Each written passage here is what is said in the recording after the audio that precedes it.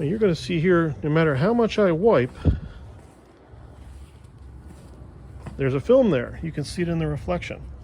And that's the kind of thing that's going to cause an artifact in your car security system. It just so happens that the glass here is so dirty, you can see up there how dirty it is, that I'm just going to use all-purpose cleaner just to get the initial job done.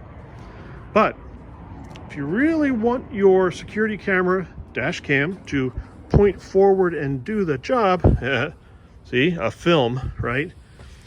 You're going to need to come back with alcohol every couple of days and maybe some Windex or window cleaner to get the glass cleaned correctly. That is jet fuel right there. That's what that is.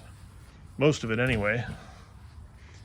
And that gets mixed in with the all-purpose cleaner and you get your film on your glass. So, yep, gotta need some real window cleaner, not that stuff that's at the gas stations. That's just got more stuff in it, right? 100 people use that stuff. That tub never gets cleaned at the gas station. You go to wash your windshield with it and it just gets all funky. So